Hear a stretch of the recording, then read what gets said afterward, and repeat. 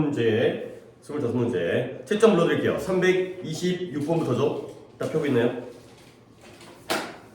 자, 가보겠어요. 316번에 4, 그 다음에 28번 넘어가서 4, 5, 그 다음에 우측에 2, 5, 그 다음에 32번에 3, 그 다음에 3, 5 되고요. 그 다음에 36번이죠. 2, 3 그리고 1, 4 2, 3, 1, 4 그 다음에 40번 2, 1 그리고 3, 1 그 다음에 44번에 5, 2 2, 2 뭐요? 안 했어요? 어제 외국문 나왔는데 집가 달라 응. 까먹었어요? 죽어가지고. 하루에다 치워서 두고 가버렸어요. 그래서 몇 번부터인가 지금 잠깐만요. 수연이 마무리한 다음에 48번이죠? 48번이 1, 2, 그 다음에 하나만 더 고르면 50번에 4번이 되세요. 그러면 혹시 정답 체크하면 안 되는 거 몰라요? 자, 틀린 거 정답 체크하면 안 돼요. 나랑 같이 풀어야죠. 그 다음에 지금 앞에 다 정답 체크했나요? 어쨌든 정원이 몇 번까지밖에 못 푼 거죠? 41번 41번. 그러면 이제 한 9개를 못 푼 거네. 미리미리 합시다. 물론 내가 정원이한테는 이제 텐투텐을 하다 보니까 내가 앞에 있는 부분까지 숙제를 갖다가 좀 미리라기보다는 좀 이제 풀어라. 그렇게 해갖고 이제 지시를 하고 있어가지고 너는 좀 양적으로 많은 면도 이해를 하긴 하지만 그래도 우리 수업 중에 다룰 거는 또 안 오면은 또 이제 곤란하니까. 자, 그러면 일단 정원이는 푼 데까지만. 그 다음에 수연이는 전체에서 오답이 몇 개인지를 내가 체크를 잘못했다. 여기다 체크했나? 여기다 체크했나? 아까 그 목적은 여기다 체크했나? 자, 개수를 한번 세갖고 나한테 알려주시고 한번 같이 오답들을 진행해보도록 하겠어요. 혹시 정원이가 더 짧았으니까 몇 개예요? 4개 틀렸고요. 그 다음에 수연이 몇 개예요? 3개요. 오케이. 많지 않네요. 오케이. 그러면 오늘 같은 경우에 만약에 윤소리가 왔다 갔다 하도 윤소리 또 이제 많이 틀리지 않았을 테니까 일단은 독해는 어느 정도 적당하게, 물론 내가 할 것도 여러분들이 이렇게 좀 덜 틀리잖아. 그러면 내가 할 걸 하게 돼. 뭐냐면 내가 중요하다고 여기는 거. 근데 여러분이 이제 오답이 많으면 여러분들 오답을 위주로 풀어야 되는 게 당연하고, 그 외에는 이제 내가 이거 중요하니까 이거 좀 보자 이런 식으로 진행할 거니까. 그러면 이렇게 보자. 내가 할 거랑 여러분들이 할 거를 오답을 좀 계획을 짜는 게 좋으니까 몇 개가 안 되니까 부르는 거야. 수연아, 번호 좀 불러줘요. 오답 번호. 334, 340, 350이요. 잠깐만요. 34에다가 40에다가 50 이런 거요? 네. 그죠? 334, 340, 350. 오케이. 그 다음에 정환이 또 오답 물어볼까요? 36, 38, 39. 그래서 좀 몰려있네요. 그 다음에 하나가 더 있겠죠?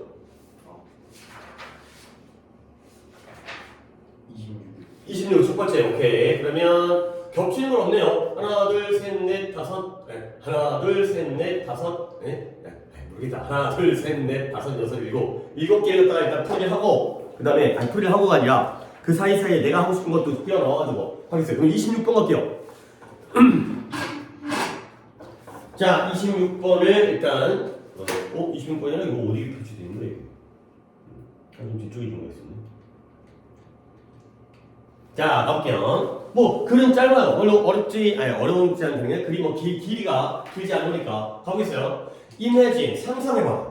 뭐냐면 네가 산에 있는 돌벽을 등반하고 오르고 있다고 상상해보라는 거야. 뭔가 산에 있는 등반을 했다가 근데 그것도 암석으로 된 벽을 등반하고 있는 거죠.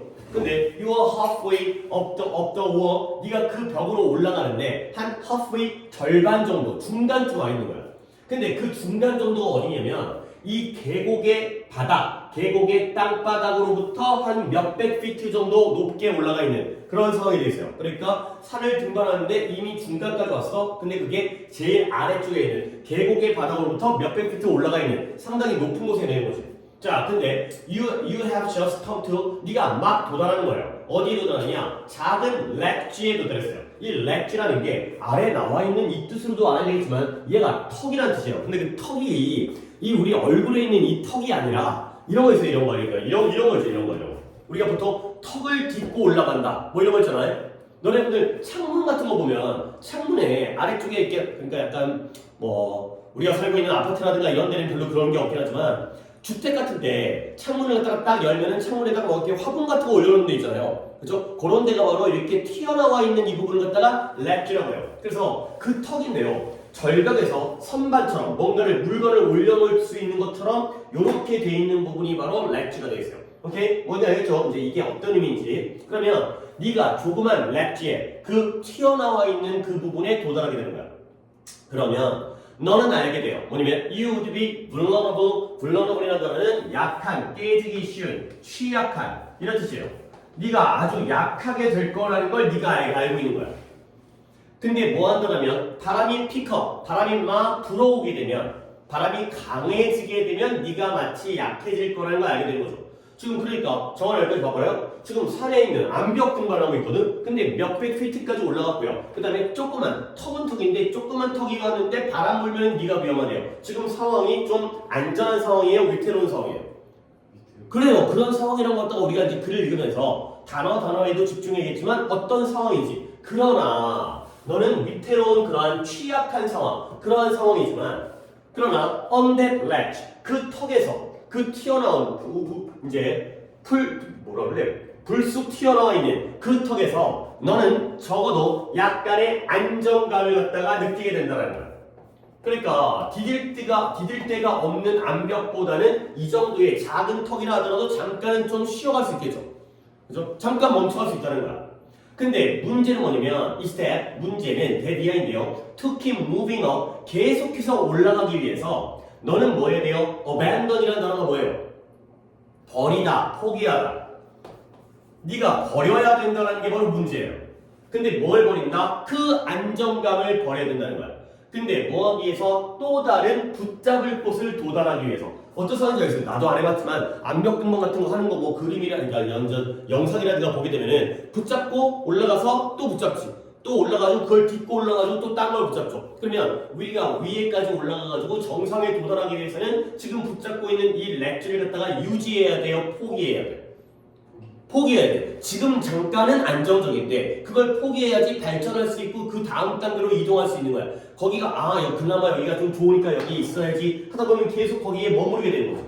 오케이? 자, 그래서 let go of가 버리다, 떨쳐내다, 저버리다. 그래서 그 안정감을 버릴 수 있다는 것, 떠나보낼 수 있다는 게 바로 하나의 도전이 되는 거죠. 근데 네가 뭐 하든지 간에 whether에다가 밑줄 쳐놓으면 여러분들은 또 이 정도는 알아야죠. whether A or B 이런 식으로 많이 쓰이잖아요. 그러니까 그것이 네가 암벽 등반을 하고 있든 아니면 네 인생에서 새로운 길을 택하든 새로운 길로 가든지 간에. 그러니까 예를 들어서 우리가 뭐 여러 가지 직업이 있긴 하지만 내가 지금 당장 취직하기 어렵다고 쳐봐. 얘가 이제 나중에 어른 되는데 이제 취직 준비도 하고 공부도 하고 할 거 아니야. 근데 우리가 잠깐 좀 돈이 필요해. 그럼 어떻게 편의점이라든가 이런 데 알바하잖아요. 그렇죠? 알바는 그래도 뭐 시급 얼마 정도 나오잖아. 그렇지? 그러면 그 정도면은 그래도 먹고는 살아. 뭐 이렇게 맛있는 거 못 먹더라도. 근데 여기에 매달리게 되면 평생 편의점 알바할 거 아니야. 그럼 어떻게 해야 돼? 그 알바를 그만두고 공부해가지고 취직 공부해서 시험 보가지고 대기업이라든가 좋은 회사라든가 이런 데 가려면 그 알바들을 갖다가 유지해야 돼요? 버려야 돼요? 버려야죠. 알바하면서도 공부할 수는 있겠지만 힘들게도. 근데 그걸 버려야지 더 좋은 것 쪽으로 넘어갈 수가 있다는 거야. 그게 바로 암벽 등반이 예시가 되는 거고 새로운 길로 넘어갈 때 알바를 그만두고 번듯한 직장에 들어간다는 거야. 오케이? 그러면 뭐 해야 돼요? 너는 놓아줘야 돼요. 릴리스라는 게 내보내버리는 거야. 뭐예요? 그 붙잡은 것들을 갖다가 내보내야 되고요. 그 오래된 것들에 대한. 그리고 grab이라는 게 붙잡는 거죠. 뭘 붙잡아야 돼요? 새로운 것을 붙잡아야 된다. 가 되어 있어요. 자, 그러면 봐봐요. old가 나왔고요. new가 나왔어요. 이런 것도 당연하게 대조관계잖아요.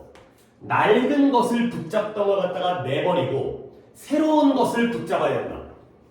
그럼 정을 한번 살펴봐요. 이걸 마지막 문장에서 낡은 것과 새로운 것 중에 뭐가 플러스고 뭐가 마이너스예요? 낡은 게 마이너스. 그치, 낡은 게 마이너스고요. 그 다음에 새로운 게 플러스가 되는 거죠. 그러면 좀 더 또 다른 거 더 배울게요.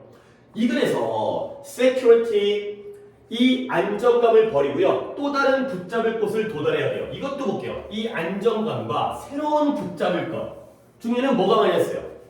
안정. 그래요. 안정감이 마이너스예요. 안정감이 왜 마이너스지? 그 사람이 그 썼잖아. 지금 현재의 현실에 안주하면 안 돼.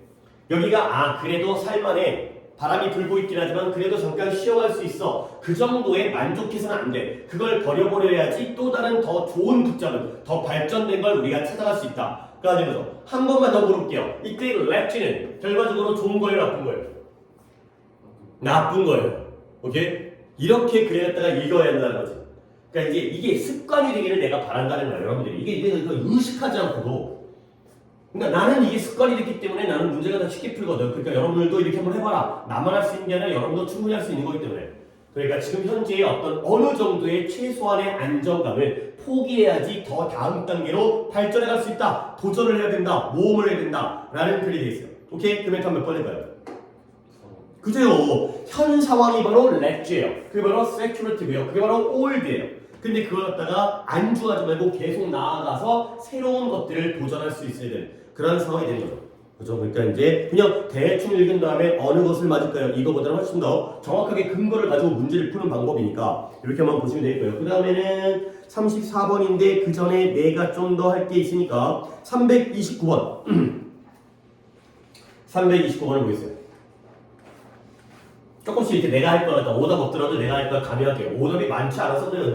우리 오늘 평소에 이제 3시간 수업하면 한 2시간 정도는 독해에다가 당연히 투자를 해야 되고 더 짧게 끝날 수도 있겠지만 그 다음에 이제 단어시험 보고 문법에다가 또 1시간을 투자할 거니까 가볼게요. 사람들은 이거 좀 소재가 괜찮아요. 사람들은 강력하게 영향을 받는데요. 근데 무엇에 의해서 이 relevant factors가 되는데 일단 relevant라는 단어는 중요한 단어입니다. relevant라는 단어가 원래 relate라는 단어에서 나온 거예요. 근데 relevant 하게 되면 relate 뭔가 관련시키다 이런 거잖아. 얘가 관련돼 관계가 있는 그 다음에 하나의 뜻을 더 알아야 되는데 타당한 이렇게 있어요. 관련된 타당한. 아, 이것도 지나가면서 하는 얘기인데 그러면 수연이 같은 경우에는 다음 주에 월요일 날은 학원에 올 수 있겠죠? 네. 그렇죠. 원칙적으로 이제 아프지 않으면 이제 정원이 당연히 화요일 날 하는 거고 이제 오케이. 클리닉도 이제 시간 잘 지켜서 더 진행을 해야죠. 우리 이제 지금 배운 거 갖다 또 모의고사로 연습도 하고 그래서 relevant가 관련된 타당한 그러면 여기 있는 단어는 좀 달라 보이는데 앞에 IR이 붙어갖고 부정어죠. 그러면 얘 뭐 뜻이겠어요? 관련되지 않는, 타당하지 않은 이거죠. 부적절한, 무관계한, 관계가 없는, 무관한. 그래서 사람들은 강력하게 영향을 받는다는 거야. 무엇에 의해서? 관계가 없는 요소들에 의해서 영향을 받아요. 근데 그게 뭐냐면 that speak to 말해주는데요. 우리의 무의식적인 욕망, unconscious가 무의식 정도인 거는 알아두시고요. 욕망은 욕망인데 우리가 의식하지 않는 무의식적인 욕망에 말해주는 거예요. 그리고 모티베이션, 우리의 무의식적인 욕망과 동기부여에 대해서 말해주는 게 바로 무관계한 그러한 요소들이 되겠어요. 자, 그래서 이 내용이 중요하기 때문에 한번 실험인데요. 한번 예를 들어서 한 연구에서 subject라는 단어가 또 이제 subject라는 단어는 중요하니까 어려운 단어는 아니잖아요. 근데 그래도 어려운 단어 아니라도 정확하게 뜻을 알고 있어야 되니까 subject가 뭐예요? 주제라는 뜻이 있죠. 또는 주어라는 뜻도 있죠. 우리가 S 표시하는 거. 주어가 S잖아요. 그 다음에 제목이라는 뜻도 있죠. 그 다음에 좀 쉬운 뜻이지만 과목이라는 뜻도 있죠. 수학이라든가 영어라든가. 자, 이런 것들이 바로 subject의 뜻이에요.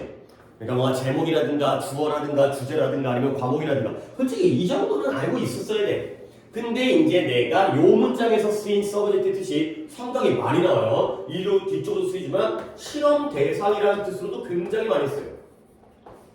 실험을 했을 때 그 실험의 대상자는 그 다음에 하나만 더 알려줄게요. 피사체라는 뜻도 있어요. 피사체는 또 뭐예요? 피사체가 뭔가 아니잖아. 사체, 시체인가? 그게 아니라 그림 또는 사진의 대상. 그래서 내가 정한이의 그림을 그린다면 정한이가 피사체인 거고 그 다음에 수연이의 사진을 찍는다면 수연이도 피사체가 되는 거죠. 오케이? 그러니까 이제 미술하다 보면 그런 것도 있잖아요. 이제 너 그런 것도 스케치 하냐? 뭐 두상 같은 거, 흉상 같은 거. 그런 사람들 다 유명한 사람인가요? 실제인가? 보통 미술학원 같은 데 가면 뭔지 알죠? 이게 하얗게 석고식으로 돼 있어갖고 사람은 이렇게 흉상? 얼굴 나와 있는 거잖아. 그러면 이제 되게 다양한 얼굴이 이제 보통 다 서양 사람들 약간 머리 곱슬거리고 코 크고 막 이런데 다 사람들 이름이 있어요? 저희는 그런 거 안 그리고 그냥 한 명씩 돌아가면서 모델 서요. 아, 실제 우리들을 그러니까 일반인들을 이렇게 네. 그럼 서로 싸우잖아. 그러니까 여기서 이제 뭐 내가 인생했다고 뭐. 어쨌든 뭔 얘기하다가 subject는 실험 대상이라는 뜻을 알려드리려고 내가 이걸 지금 정리한 거야. 이렇게 많이 쓰니까 알아야겠어요. 그래서 연구를 했으니까 실험 대상자들이 있을 거 아니야. 걔네가 받았어요. were given 주는 걸 당했으니까 받았어요. 뭘 받았냐면 세 개의 서로 다른 상자예요. 근데 디터전트 뭐야? 제일 중요한 단어는 아니에요. 세제. 세제가 뭐야? 빨래할 때 쓰는 거 있잖아요. 빨래 비누 이런 거. 요즘에 거의 다 액체로 되어 있을걸. 그 플라스틱 통에 세탁기 옆에 어디 있죠? 세제. 그 다음에 요청받은 거예요. 뭘 요청받았어요? 그것들을 다 try them out. 다 시도해봐라. 뭘 시도해? 이 세제를 세 개를 받았는데 다 써보라는 거야. A 써보고 B 써보고 C 써보고 해보라는 거지. 그리고 나서 보고해봐. 뭘 보고하냐면 which they liked best. 그들이 가장 어떤 것을 좋아했는지 그리고 왜 그런지를 보고해라. 이런 요청을 한 거야. 자, 실험 대상한테 내가 여러분들한테 얘들아 여기 내가 빨래 세제가 3개가 있으니까 그거 갖다가 한번 다 써본 다음에 그 중에 뭐가 마음에 드니? 이런 거 갖다가 얘기해달라는 게 바로 이 실험이 되겠어요. 자, 근데 상자가 박스가 몇 개라고요? 3개였어요. 근데 한 개는 노란색이었고요. 또 하나는 파란색이었고요. 그 다음에 세 번째가 뭐였어요? 파란색은 파란색인데 with splash of yellow. 노란색에 스플래시가 있는 거야. 스플래시라는 건 물이 첨벙첨벙 튀는 거고요. 그런 튀어나오는 그런 모양과 장식을 나타내요. 그러니까 하나는 상자가 다 아예 센 노래, 하나는 파래. 근데 하나는 파란색에 노란색으로 물살이 튀어나온 물방울이 튀는 모양이 찍혀져 있는 게 바로 세 번째가 되겠어요. 자, 그랬을 때 이 실험 대상자는 상자가 3개였잖아요. 노랑이, 파랑이, 그 다음에 물이 들어가는 거. 그랬을 때 얘네가 overwhelming, 압도적으로 이 실험 대상자들이 압도적으로 favor, 선호했어요. 선호했다는 건 좋은 거잖아. 근데 뭘 선호했냐? 이 상자는 상자인데 어디 상자에 있는 세제를 선호했다? 섞여져 있는 색깔의 상자의 세제를 갖다가 선호했다. 가 된 거죠. 그러니까 상자를 일단 실제로 우리가 시험 볼 때 이렇게 안 해. 근데 노란색이 하나고요. 파란색이 두 번째고요. 그 다음에 블루는 블루인데 스플래시에 무늬가 있는 게 세 번째죠. 그러면 결국 섞여 있는 색깔의 상자라는 건 A예요, B예요, C예요. C 상자가 되는 거예요. 이걸 좋아했구나 사람들이. 그런 다음에 사람들이 노란색과 파란색보다는 섞여있는 걸 좋아하나? 그들의 평가, 그들의 커멘트, 말을 했죠. 그들의 평가는 저는 C가 마음에 들어요. 이런 평가는 뭘 포함했냐? Much about the relative merits. 그 세제의 상대적인 장점에 대해서 많은 것들을 포함하고요. 근데 그러나 not mentioned, 어느 누구도 상자에 대해서는 언급을 안 했다는 거예요. 그러니까 얘네들이 C를 고른 이유는 뭐예요? 상자 때문이에요? 세제가 좋아서요? 얘네들이 말했다는 거예요. 세제가 좋아서. 그치? 이 세제가 상대적으로 좋아요. 잘 빨아져요. 선명해요. 깨끗해요. 근데 상자 얘기는 아무도 안 했어요. 자, 그러면 why should they? 왜 그들은 그랬을까요? 예쁜 상자는 그 세제를 더 잘 작용하게 만들어주잖아요. 상자가 예쁘다고 해서 빨래가 잘 되는 거 아니잖아요. 그렇죠? 그러나 실제로는 it was 여기에다가 이렇게 한번 네모칸을 쳐보세요. it was에다가. 그러면 얘들아 이제 또 나랑 같이 이제 수업을 하고 있으니까 내가 it was에다가 네모칸을 치면 뒤에 있는 단어 중에 하나에다가 또 네모칸을 칠 건데 어디다가 네모칸 쳐야 돼?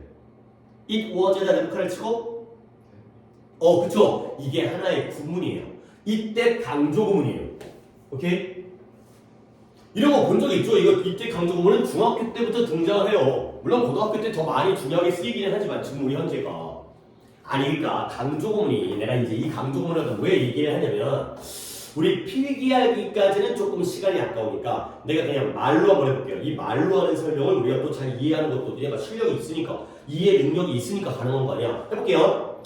Tommy broke the window yesterday. 톰이 어제 창문을 깼어요. Tom broke the window yesterday예요. 그렇죠? 그냥 말로 합니다. 그랬을 때 얘를 강조해보는 거야. 시작합니다. It was Tom that broke the window yesterday. 그러면 해석을 어떻게 하냐면 어제 창문을 깬 건 바로 누구? 톰이었다. 이거죠. 하나 더 해볼까요? It was the window that Tom broke yesterday. 어떻게 해석할까요? 어제 톰이 깬 건 바로 창문이었다. 괜찮죠? 하나 더 할까요? It was yesterday that Tom broke the window. 탐이 창문을 깬 건 바로 어제였다. 이거예요. 그러니까 원래 기본 문장에서 니네가 뭐 하고 싶은 거? 강조하고 싶은 거를 갖다가 어디까지 집어넣는데 it is와 that의 사이에다가 시제가 과거면 it was와 that의 사이에다가 집어넣고 나머지 문장을 쭉 쓰면 그냥 만들어지는 거야. 그러니까 강조구문은 되게 어렵진 않아. 만드는 방법은 그냥 되게 단순해.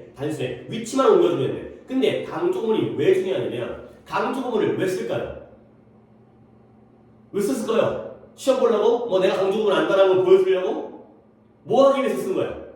강조하기 위해서 쓴 거죠. 그냥 단순하게 강조구문은 강조하기 위해서 쓴 거야. 그러면 강조하고 있는 그 문장이 이 글의 주제문이야. 그래서 강조구문이 눈에 잘 보이면 주제를 찾는 게 굉장히 유리하지 않겠어요? 아 이거 강조구문이네, 이거 주제문이네. 이 글 쓴 사람이 쥐가 우리가 뭐 이제 시킨 것도 아니잖아. 쥐가 알아서 강조를 했잖아. 이거죠. 그러니까 그런 것들이 눈에 잘 보이면 되게 좋아. 결국 실제로는 상자가 이쁜 상자가 세제가 효과 있게 만드는 게 아니야. 그러나 실제로 뭐냐? 다른 건 뭐일 뿐이었다? 단지 상자일 뿐이었다. 오, 서로 다른 건 상자일 뿐인 거야. 그러면 그 안에 있는 세제들은 내 안에 있는 상자 안에 있는 세제들은 identical, 다 동일했다가 된 거죠. 동일한. 결국 이 문장의 주제는 뭐냐? 사람들은 세제를 판단할 때 세제의 진짜 품질을 가지고 판단하는 거야? 상자의 이쁜 거라든가 마음에 드는 디자인을 가지고 판단하는 거야? 디자인 가지고 판단하는 거야. 한 번 더 말 바꾸면 그러면 사람들은 어떤 대상을 판단할 때 외부적인 걸 보고 판단한다는 거야? 내면적인 걸 보고 판단한다는 거야? 외부적인 거, 겉으로 보고 판단한다는 거죠. 우리는 항상 사람 판단할 때 나는 저 사람이 싫어할 때 왜 싫어? 그러면 못생겼어. 이런 말 안 해. 그치? 근데 제가 싸가지가 없어서 쟤는 나랑 스타일이 안 맞아. 뭐 성격이 이상해. 이렇게 얘기하지? 근데 알고 보면은 뭐 이제 이 글에 따르면 우리는 그 외부적인 겉모습에 많은 영향을 받는다. 가 되는 거죠. 근데 우리는 문제가 뭐지? 그걸 갖다가 어떻게 의식하지를 못해. 그러니까 봐봐요. 사람들이 강력하게 영향을 받는 거예요. 근데 뭐예요? 관계가 없는 요소. 세제의 경우에는 세제의 품질과 상자 색깔 중에 뭐가 관계가 없는 거예요? 상자 색깔이지. 아니 빨래가 잘 되면 되는 거지. 상자가 이뻐서 묻어서 뭐 할 거야? 그거 껴안고 살 거야. 근데 그 무관한 외부적인 것에 의해서 영향을 받아요. 오케이? 근데 왜 그러냐면 그 요소가 우리의 욕망과 동기인데요. 어떤 욕망이에요? unconscious가 아까 내가 뜻이 뭐라 그랬어요? 무의식적인. 그러니까 우리가 그게 영향을 받는다는 건 우리가 의식해 못한다는 거지. 자기는 본질적인 걸 가지고 판단한다고 착각한다는 거야. 근데 알고 보면은 겉모습에 너무 치중한다가 된 거죠. 내가 하나의 실험을 갖다가 더 얘기해 드릴 건데 이렇게 돼요. 우리나라 같은 경우에는 땅덩어리가 작다 보니까 솔직히 뭐 여러분들도 그렇고 나도 그렇고 솔직히 정치에 별로 관심은 없어요. 근데 예를 들어서 국회의원이잖아요. 그러니까 우리 지역구, 우리 동네 국회의원 말고 딴 데 국회의원도 대충은 뭐 이름은 들어봤어요. TV 자주 나오기도 하고 저 사람들이 정치인인데 어느 지역의 국회의원이구나. 근데 미국 같은 땅덩어리가 큰 나라의 경우에는 이 새끼 처음 보는 새끼. 이거 누군지도 몰라. 무슨 당인지도 몰라. 이런 경우 있잖아. 그랬을 때 미국 사람들한테 그래서 너는 동부에 살고 너는 서부에 산다고 쳐봐요. 굉장히 멀리 떨어져 있는 지역에 살아요. 그랬을 때 네가 동부였죠, 네가 서부였죠. 서부의 정치인이 이제 둘이 이제 출마를 했어요. 선거를 할 때 수현이한테 멀리 떨어져 있는 수현이한테 갖고 둘 중에 누가 될 것 같아?라고 물어봤을 때 거의 70% 이상의 확률로 맞췄대요. 반대로 동부의 후보자들을 이제 서부에 살고 있는 네가 이제 얘가 누군지 모르는 거지. 얘가 뭐 고깃집 사장 아저씨인지 국회의원인지 누군지 사원의원인지 하원의원인지 모르는 거야. 보여줬더니 70% 이상 맞았대. 그러니까 이 사람에 대한 배경의식이 없어. 얘가 뭐 어디를 나왔고 어떤 사람이고 어떤 역할을 했고 어떤 훌륭한 사람이고 어떤 정책을 가지고 있고 이런 거 모르고 사진 보고도 맞췄다는 거야. 그러면 결과적으로 뭐예요? 뭘 보고 결정한 거예요? 외모 보고 결정한다는 거지. 그러니까 우리는 아니라고 그걸 부인하지만 어쩔 수 없이 외부적인 것에 우리가 끌릴 수밖에 없다라는 소재예요. 굉장히 자주 나오는 소재여서 이런 것들을 한번 보여드릴 거예요. 역시 강조문 같은 거는 우리가 눈으로 잘 보면 굉장히 좋겠죠. 강조문을 보게 되면 그때부터 조금 더 우리의 어떤 하나의 무기가 생기는 거기 때문에 그 다음에 할 게 많어. 그러면 일단 오답을 먼저 좀 해본 다음에 다시 돌아오는 쪽으로 오면 내가 하고 싶은 게 지금 너무 많아갖고 이거 다 하다가 보면 여러분들의 오답을 갖다가 또 못 풀어주려면 안 되잖아요. 일단 오늘은 아니, 오늘이 아니라 수업은 여러분들이 오답을 갖다가 먼저 잘 풀어주는 게 목표이기 때문에 내가 이제 하나만 했네 그러면 결과적으로 내가 하고 싶은 거. 그 다음에 334번 가겠어요. 이건 이제 수연이 거고요. 자, 일단 시작하기 전에 맥을 끊지 않으려고 저기 있는 저 would rather라는 단어를 갖다가 먼저 설명을 먼저 한다고 했어요.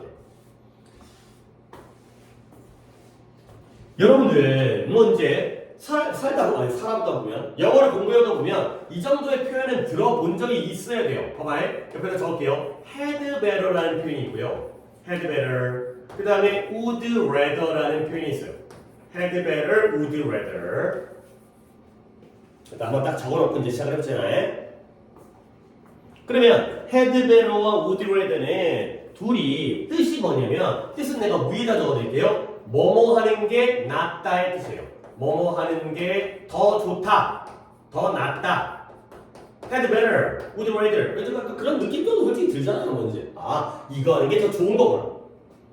근데 얘네들의 쓰임이 또 어떻게 쓰이냐면 여기에 A 자리에 동사 원형이 나와요. 그러면 어떤 게 있어요? 뭐 하는 게 낫다? A 하는 게 낫다. 근데 그 A 자리에 뭐가 나온다? 동사 원형. 그리고 얘들아, 이 better 또는 rather 이런 건 우리가 무슨 급이라고 그러지? 비교급, 뭐뭐보다 더 뭐뭐한 이거잖아요. 그래서 없을 때도 있지만 뒤에다가 이렇게 쓰는 표현이 따라 붙을 때도 있어요. 오, 이 정도면 좀 이제 짐작된다. 그러면 의미가 뭐 있어요? 뭐보다 뭐 하는 게 더 좋고 나은 거예요. 뭐보다 뭐가 나은 거야? A랑 B가 등장했으니까 그걸 집어넣어서 얘기해달라는 거죠. B보다 A 하는 게 더 낫다. 물론 없을 때도 있지만 있다라면 이거보다 이게 더 나은 거야. 아, 그렇게 쓰이는 거야. 그러니까 한번 정리 한번 해볼까? 일단 쓰임을 정리했고요. had better A, had better 동사 원형. 뭐예요? A 하는 게 낫다. 근데 had better A than B 하게 되면 B 하는 것보다 앞에 있는 A 하는 게 더 낫다. 오케이? 됐죠? 근데 이제 솔직히 내가 지금 이제 너네한테 알려주고 싶은 건 여기서 끝이 아니라 하나가 더 있어요. 뭐냐면 둘 다 뜻이 뭐라고? 뭐뭐 하는 게 낫다는데 뜻이 다른 뜻이에요. 아니 뭐야? 한국말로 똑같은데 근데 그 의미가 달라요. 뭐냐? 결론을 내려주면 had better는 어떨 때 쓰냐면 의무일 때 써요. 의무예요. 의무. 그러면 would rather는 어떨 때 쓰는 거예요? 얘는 선호를 나타내요. 아까 favor, 선호하다. 선호하는 게 뭐예요? 좋아하는 거예요. 자, 내가 약간 이거는 좀 예를 들어 설명해야 여러분의 뭐 어차피 예문을 갖다가 든다기보다는 여기 있는 예문 쓸 거야. 여기 있는 거 가지고 활용할 건데 이해를 한 다음에 들어가야 되니까 예를 들어 이래서 쳐봅시다. 우리가 당뇨병 환자라고 쳐봐요. 당뇨병 환자면 뭐 당뇨병이 여러 가지 걸리는 이유가 있긴 했지만 뭐 단 거 아니면 걸린다 뭐 이런 말 들어갔죠. 식습관을 좀 잘못되고 좀 맵고 짜고 이래도 걸린대요. 맵고 짠 음식 많이 먹고 왜 당뇨병 걸리는데 그래서 목이 말라. 근데 냉장고를 열어봤더니 물과 콜라가 있어요. 자, 그러면 판단한 거지. 내가 당뇨병 환자라고 쳐봐요. 그러면 나는 콜라보다는 물을 마시는 게 더 낫겠다. 이럴 수 있죠. 그렇지? 나의 어떤 건강을 생각해서. 그러면 그 상황이면 헤드베러예요? 우드베러? 헤드베러야. 그게 바로 더 낫다 이 뜻이야. 그러니까 물론 콜라보다 물이 더 나은데 그게 왜 그러는 거야? 그래야 되는 거야.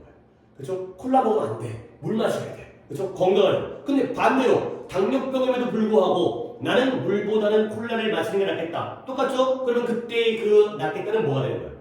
우드웨더. 그러니까 원래 평소에 단 걸 좋아하니까 당뇨병 걸렸을 확률이 없잖아. 아, 물 맛없어. 나 그래도 건강과 상관없이 나는 콜라를 먹고 싶어. 가 되는 거지. 그러니까 한국말로는 둘 다 뭐뭐 하는 게 낫다는데 전혀 의미가 반대인 거야. 이래서 내일 시험인데 야, 내일 시험이니까 나는 공부를 하는 게 낫겠다는 헤드베러. 근데 어차피 나는 조졌으니까 그냥 차라리 노는 게 낫겠다. 얘는 would rather가 된다는 거지. 오케이? 그런 의미상의 차이를 갖다가 알면은 좋겠어요. 그러면 이제 갈게요. 이걸 배우고 나서 이제 적용하는 거야. 너는 깜짝 놀랄 거라는 거야. You might be surprised. 근데 왜 놀라요? 알게 되면 놀라는 거야. 이걸 알았어. 이걸 배웠어. 뭐냐면 대부분의 아이들은 would rather have a present. 부모님을 갖는 게 더 낫죠. 근데 어떤 부모님이야? They are little strict. strict라는 단어는 엄격한이에요. 엄격한. 부모님이 엄해.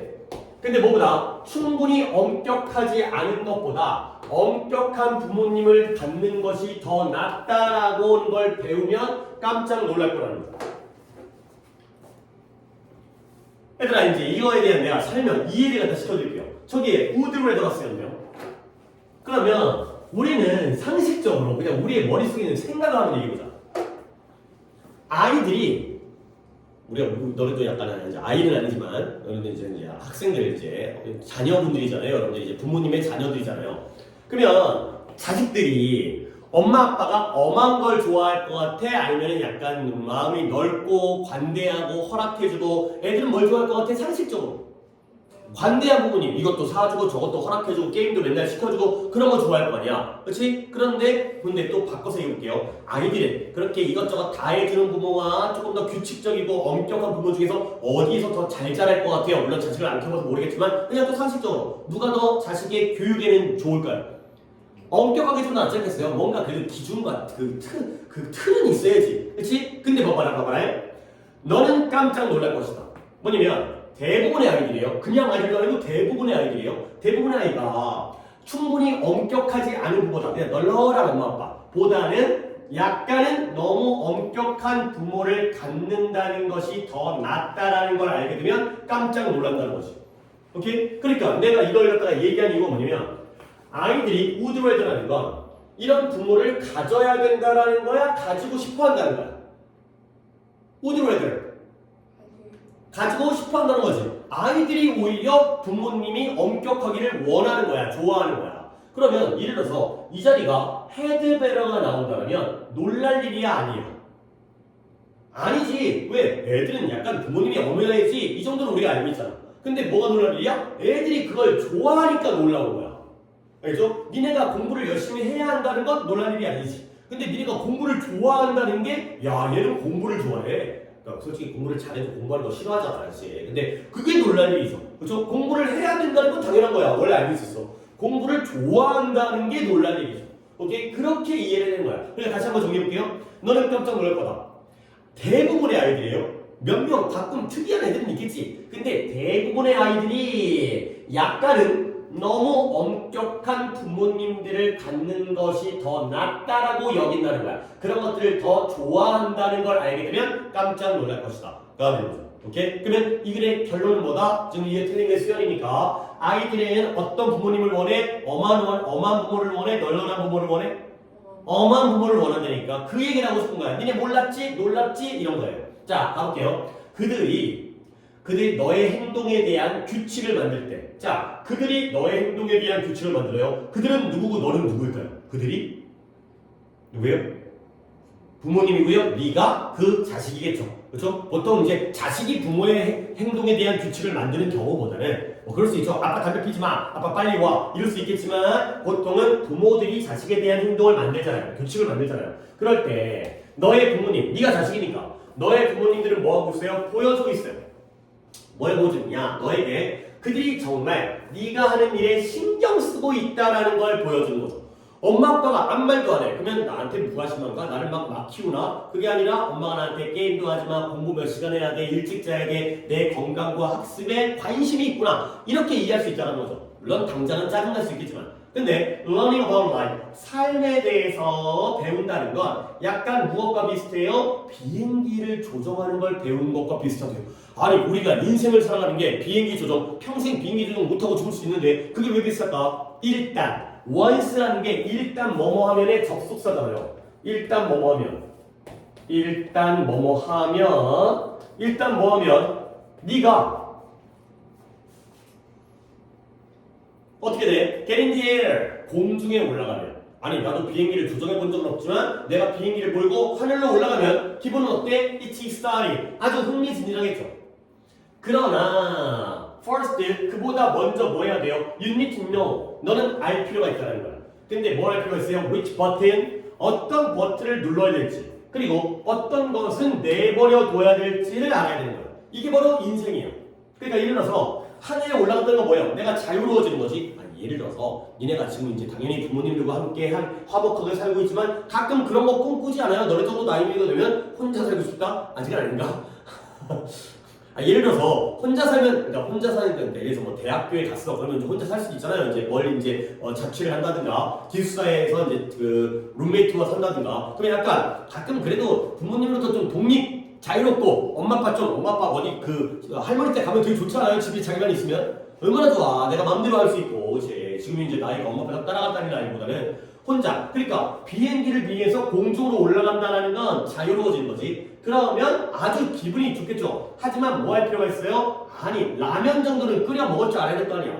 그렇죠? 뭐 치킨이라도 시켜 먹을 줄 알아야 될 거야. 안 그러면 굶어 죽는데. 그래서 만약에 너의 비행 강사, 인스트럭터 그러니까 너를 갖다 비행을 가르쳐주는 사람이 너를 갖다가 비행에다 집어넣어. 그 다음에 말하는 거야. 뭐라고 말해요? figure out, 파악하다, 이해하다.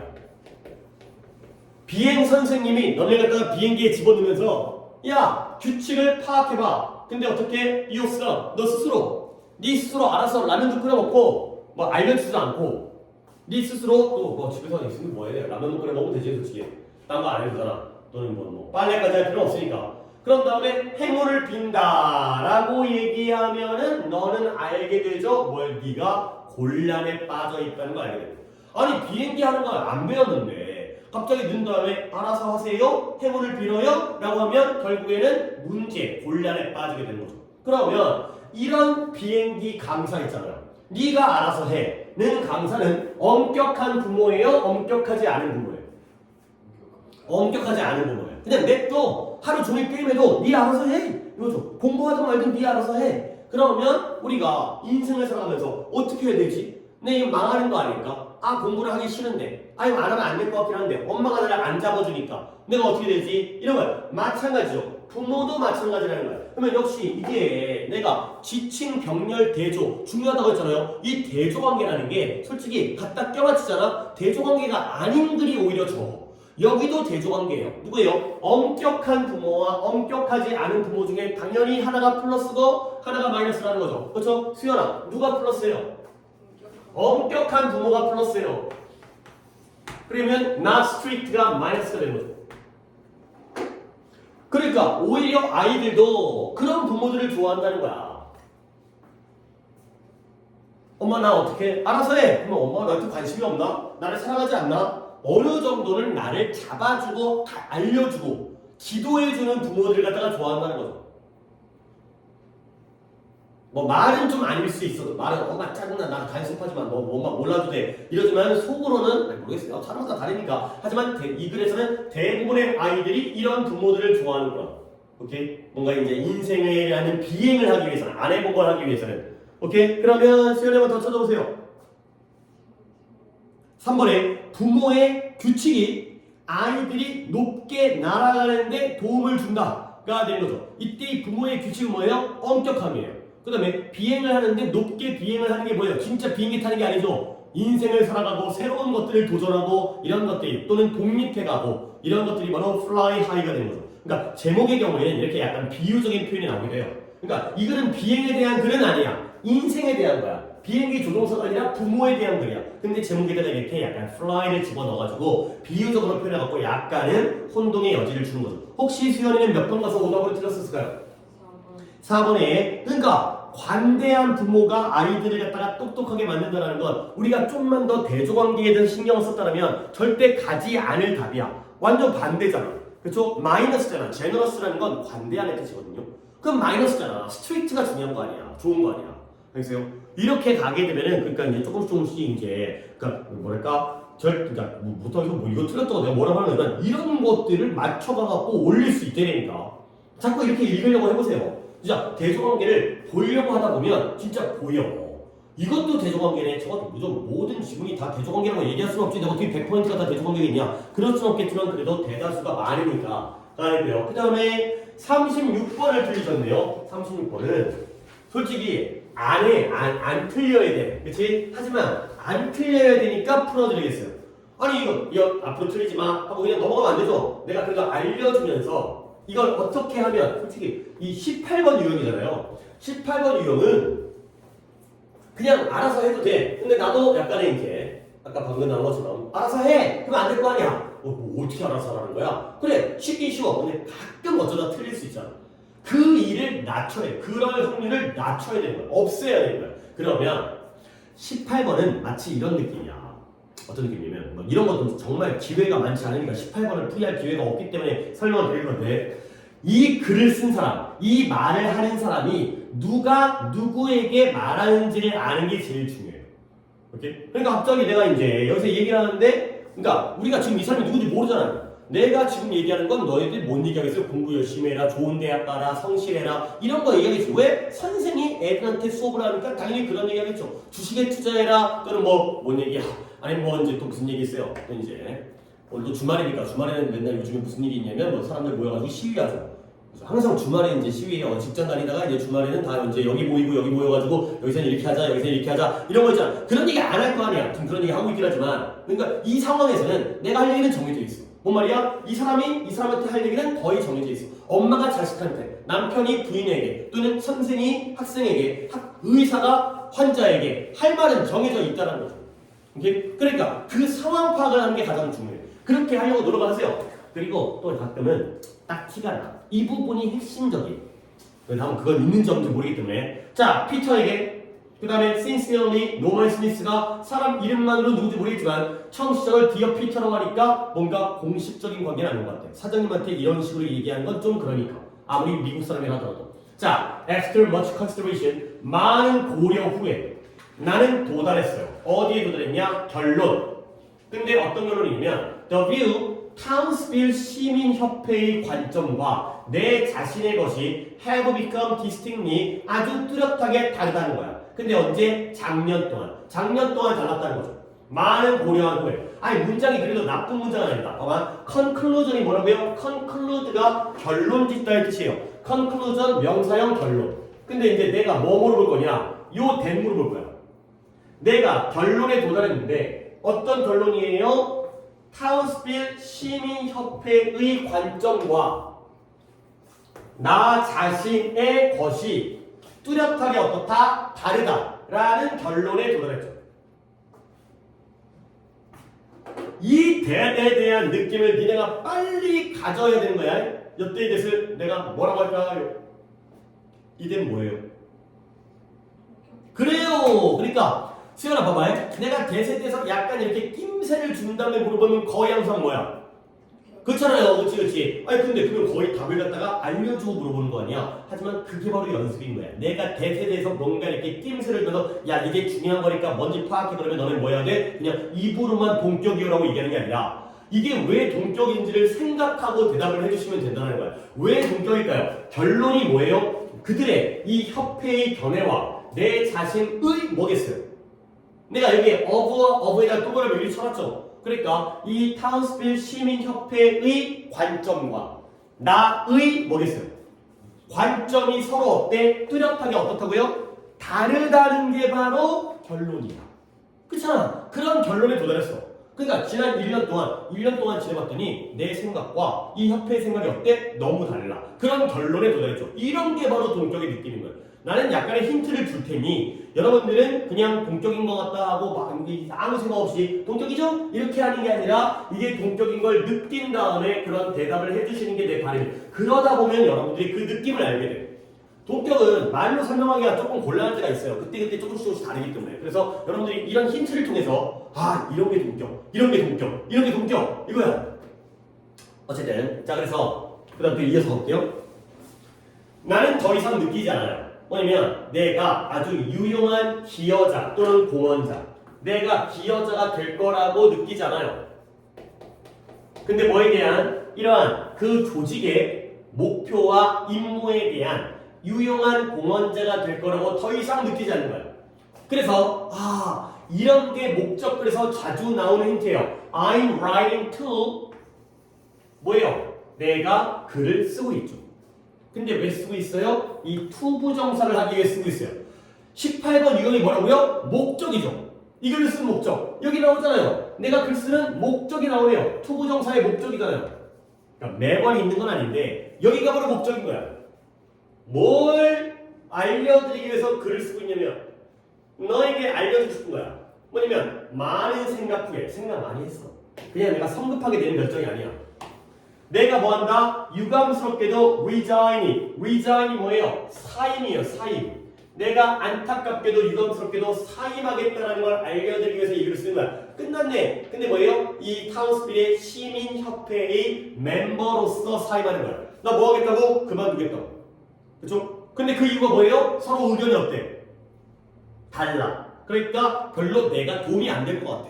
이런 거야. 하지만 이 글의 주제는 이 부분이죠. 목적은 여기죠. 그러므로 나는 이 임무를, 이러한 임무랜다. 이 역할을, 이 멤버로서의 회원으로서를 사임하겠다는 걸 알려드리려고 이 글을 쓰고 있다는 거야.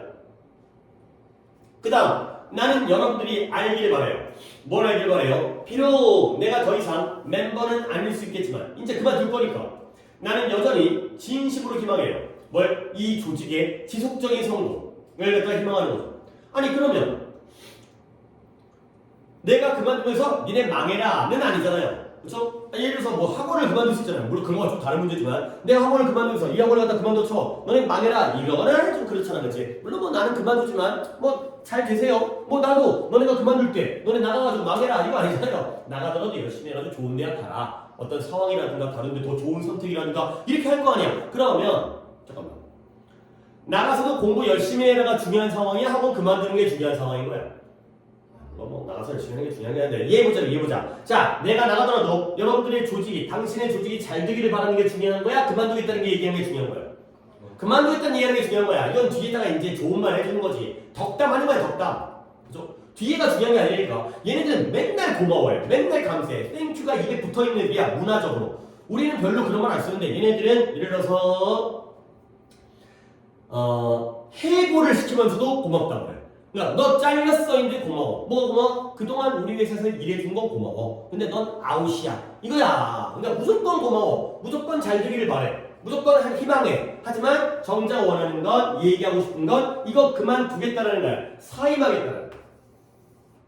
그러니까 대충 어떤 상황이야?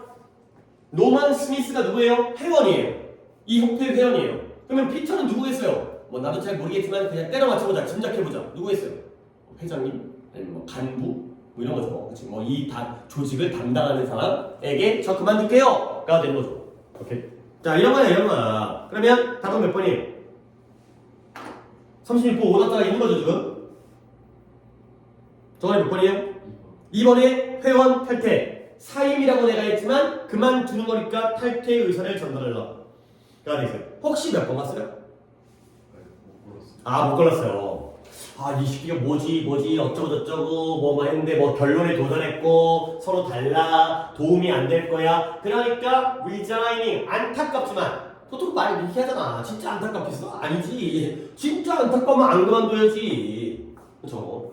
그렇잖아. 학원도 뭐 안타까워 아쉬워요. 뭐 이제 하지만 뭐 그러면 안 그만둬야지. 그러니까 그만두는 게 중요하다는 거죠. 핵심은 그만두는 거잖아요. 이게 사임하는 거죠. 오케이? 그죠? 목적글은 이렇게 어렵지는 않지만 이 사람이 누구에게 글을 쓰고 있는지 그리고 진짜 매번 나오는 건 아니지만 I'm writing to라는 표현이 나오면 그게 목적일 수밖에 없어요. 그럴 수밖에 없는 거지. 이게 바로 목적이니까. 부사의 목적이니까.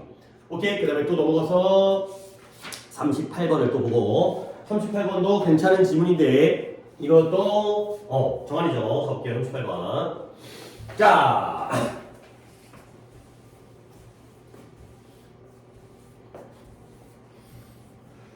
reserve라는 게 일단 단어가 너네들 독해 숙제할 때 모르는 단어를 찾고 있어요.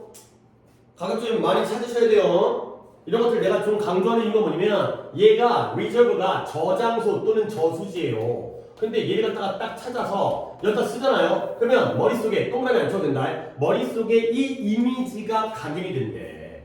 그러니까 단어를 그냥 찾고 끝내지 말고 찾은 다음에 적어두시면 더 오래 간대. 그렇게 뭐 이렇게 두뇌 과학자들이 그렇게 얘기하니까. 그럼 우리 따라주면 좋은 거 아니야 그렇게. 뭐 쓰는데 시간이 걸리긴 하겠지만. 자, 그래서 우리가 constructed 건설해 봤어요. 뭘 건설했냐? 많은 커다란 저수지를 갖다가 건설했어요. 아니 저수지가 뭔지 알잖아. 저수지가 뭐에 주는 놈이에요?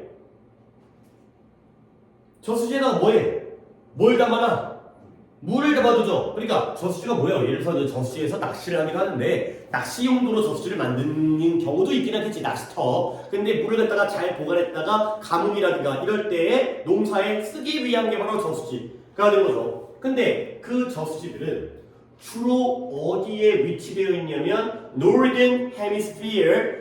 스피어라는 게 구예요. 구. 구가 뭐야? 동그란 거 있잖아요. 동그란 거. 근데 헤미스피어면 구가 반이에요. 그래서 반구예요. 반구.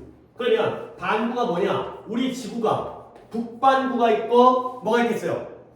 남반구가 있겠죠. 적도를 기준으로 우리 잠깐 우리의 지구에 대해서 내가 그림을 그리진 않을 테니까 머릿속으로 지구를 떠올려봐요. 북반구와 남반구 어디가 육지가 많고 어디가 바다가 많아요? 북반구에 뭐가 많아요? 육지가 많고 남반구는 거의 바다 아니에요, 그렇죠? 보통 이제 호주라든가 남부 대륙 빼고는 거의 다 바다로 돼 있잖아요, 그렇죠? 그리고 또 한 가지 북반구와 남반구 중에 어디가 더 선진국 돈 많은 잘 사는 나라가 많아요? 북반구, 그렇죠? 약간 남반구는 어차피 육지도 별로 없을 뿐더러 나라도 별로 없을 뿐더러 거기 있는 나라들 아프리카, 남아메리카. 그죠? 근데 물론 호주는 얼추 뭐 살긴 하지만 거기 또 황무지도 많고 근데 유럽이라든가 미국이라든가 뭐 아시아에서도 뭐 우리 동아시아도 나름대로 살잖아요. 일본도 잘 살고 다 북반구에 있어요. 이런 것들이 약간 지구의 지형상의 특징이에요. 이게 이렇대요. 그러면 날씨가 더운 지역과 물론 남반구도 남극 대륙은 춥겠지만 날씨가 더운 지역과 추운 지역 중에 어디가 더 선진국이 많아요? 추운 지역이 더 많아요. 왜냐면 날씨가 더운 열대 지역은 원래가 환경이 더 좋은 거야. 뭐하기에? 인간이 살아가기에. 왜? 옷을 안 입어도 된다. 옷을 입긴 입어야 되는데 춥지 않으니까 난방을 안 해도 되고 뭐 두꺼운 거 안 껴입어도 되고 그냥 생활이 가능. 먹을 게 막 널려 있어. 그러다 보니까 이 새끼들이 발전을 안 해. 노력을 안 해. 근데 추운 지역에서는 집도 지어야 되고 뭔가 기술도 만들고 불도 떼야 되고 하다 보니까 머리를 쓰다 보니까 더 발전했대. 그게 바로 환경이 오히려 유리한 환경이 방해가 되는. 그러니까 이제 이런 거지. 그러니까 이제 이런 거 있잖아요. 이제 집이 너무 잘 살아. 그럼 애새끼가 공부를 안 해. 왜? 아빠가 물려받으면 되는 거 아니야. 근데 약간 좀 어려워야 내가 이 집을 갖다가 키워야겠다. 내가 이 집을 갖다가 뭐 부모님을 효도해야겠다. 열심히 노력해가지고 성공하는 약간 그런 스토리. 그런 스토리와 비슷하게 그런 것들도 우리가 좀 생각해두면 소지적으로 나오기 때문에 다시 한번 봐봐요. 근데 우리가 물을 유지하고 물을 보유하기 위해서 많은 커다란 저수지를 건설했죠. 근데 그 저수지가 주로 어디에 위치하고 있다고요? Northern Hemisphere. 북반구에 위치하고 있죠. 근데 어디라기? 이 지구 곳곳에 무작위라기보다는 막 띄엄띄엄 있는 게 아니라 북반구에 있다는 거예요. 근데 너무나 당연한 게 저수지는 바다에다 만들겠냐? 육지에다 만들겠냐? 육지 만들어야지. 바다에다 저수지가 어떻게 있어? 바다가 물인데. 그렇죠? 근데 우리 저수지에게는 민물, 그러니까 수분물이 아니라 바닷물이 아니라 민물을 만들어야 되니까 사람들이 살고 있는 육지에다가 만들겠죠. 당연히 북반구에 있는 거야. 결과적으로. Enough of Earth's mass, 지구의 mass라는 게 다양한 뜻도 있지만 여기는 질량, 무게, 질량. 지구의 질량의 많은 부분이 변화되어지는 거야. 옮겨지게 되는 거죠. 근데 뭐 하도록? 그것의 rotation은 자전입니다. 자전 알죠? 자전. 잠깐 옆에다가 딴 단어만 한번 알려주세요. revolution이라는 게 있어요. revolution이라는 건 혁신, 혁명이라는 뜻도 있지만 얘가 공전이라는 뜻도 있어요. 돌아가는 거예요. 돌아가는 거. 근데 rotation도 돌아가는 건데 자전이고요. revolution도 돌아가는 건데 공전이에요. 자전과 공전이 뭔지 알죠? 지구가 혼자 지가 도는 게 자전인 거고요. 태양을 도는 게 공전이죠.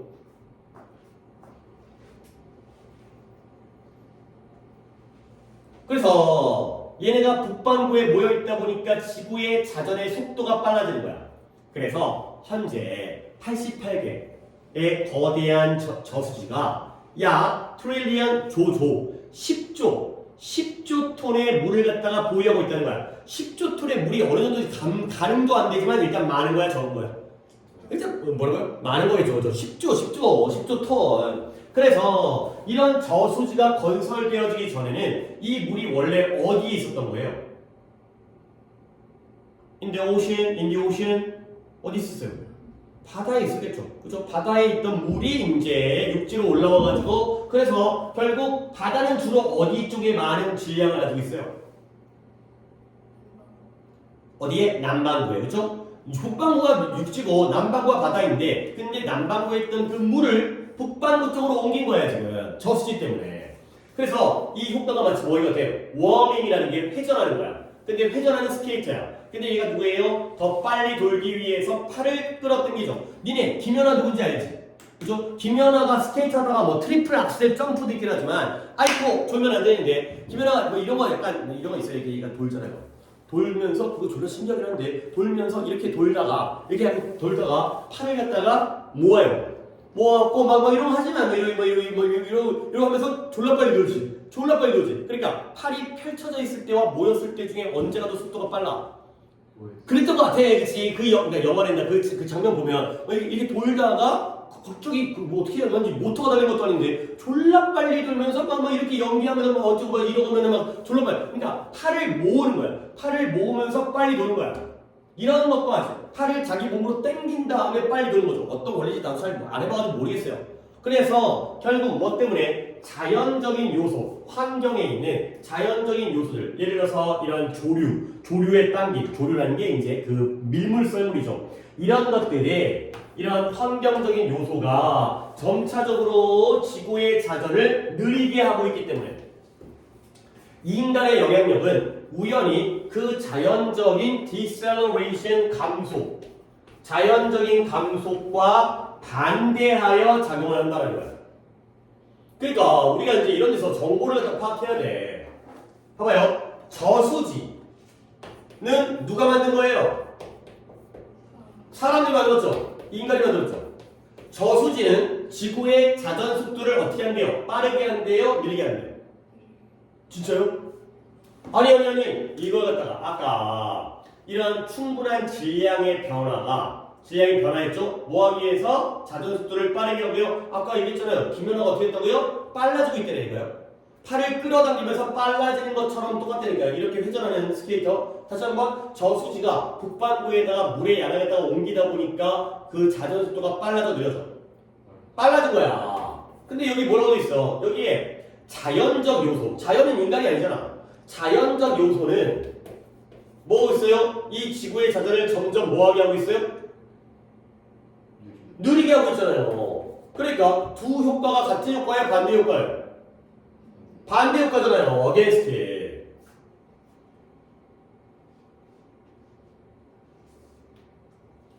그 다음 지구의 질량의 변화가 또한 뭘 바꿨어요? axis라는 게 축이에요. 축. 지구가 회전하는, 자전하는 축. 그런 거 알죠? 우리 지구가 똑바로 서 있지 않죠? 23.5도 기울어져 있지. 자전축. 돌아가는 축이 이렇게 돌아가는 게 아니라 약간 기울어서 이렇게 돌아가잖아. 그거의 위치에도 영향을 미치면 돼요. 그러니까 인간의 저수지가 자전 속도를 갖다가 빨리 하게 있고요. 축의 위치도 변화를 시키고 있죠. 결국 뭐 한다는 거야? 인간의 행위가 누구에게 영향을 미치는 거야? 지구에게. 지구의 자전 속도와 자전 축에다가 영향을 미치죠. 요 얘기하는 거야. 저수지를 만들다 보니까 지구의 움직임, 지구의 운동 이런 거에 영향을 미치고 있다. 그가 드린 거죠. 오케이. 그래서 답이 몇 번일까요? 역시 제목이기 때문에 약간 보기에 있는 어휘들에 대한 실력도 필요하지만 일단 답을 고른다면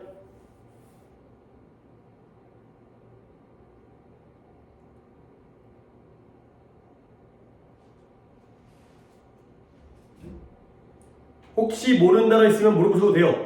이 단어가 뭔 뜻일까? 이 단어 때문에 내가 지금 이거 답인자리 잘 모르겠네. 그럴 때 있잖아. 물론 어휘력은 너네가 공부해서 쌓아야 되겠지만 문제풀이 능력을 지금 보는 거기 때문에 어휘는 안 다치고 해야지 이제 문제를 풀이하는 답을 찾는 능력을 키울 수 있으니까. 3번. 자, 3번이 뭐냐면 요소는 요소인데 저수지의 위치에다가 영향을 미치는 요소. 봐봐. 자, 봐봐. 내가 이게 주제에서 제목이 중요한 거야. 봐봐. 저수지의, 안 적어도 내가 이따 보여줄게요. 저수지의 위치. 나왔죠? 저수지 위치는 주로 어디 있다고요? 육지. 그러니까 육지니까 북반구. 그쵸? 북반구. 육지가 주로 북반구에 있으니까. 그쵸? 그러면, 봐봐. 이 글은 이거에 대한 글이에요? 이거에 대한 글이에요? 그러니까 이게 글이 이럴 때가 많아. 그러니까 얘가 이 중에 어느 것이냐? 여기에 대한 글이냐? 아니면 여기에 대한 글이냐? 이 얘기예요. 오케이? 이거는 저수지가 북반구에 있는 이유에 대한 글이에요? 아니면 그 효과에 대한 글이에요? 여기 저수지가 지구의 자전 수도를 빠르게 하고 그 다음에 축의 위치를 변경했죠. 오케이? 그러면 한 번 더 물어볼게. 저수지가 왜 북반구에 있는지의 원인에 대한 글이냐 아니면 그 효과와 결과에 대한 글이냐 이 질문이에요. 너는 어떻게? 앞에요 뒤에요? 그쵸? 그럴 때가 많아. 주제 문제가 여기야. 근데 네가 고른 3번은 요소는 요소인데 저수지의 위치에게 영향을 미치는 요소. 왜 저수지가 여기 있는지에 대한 거기 때문에 이쪽이야. 이렇게 말이 나와. 이게 함정이야 이게. 근데 여기라니까. 얘들아 또 딴 얘기 한번 해볼까?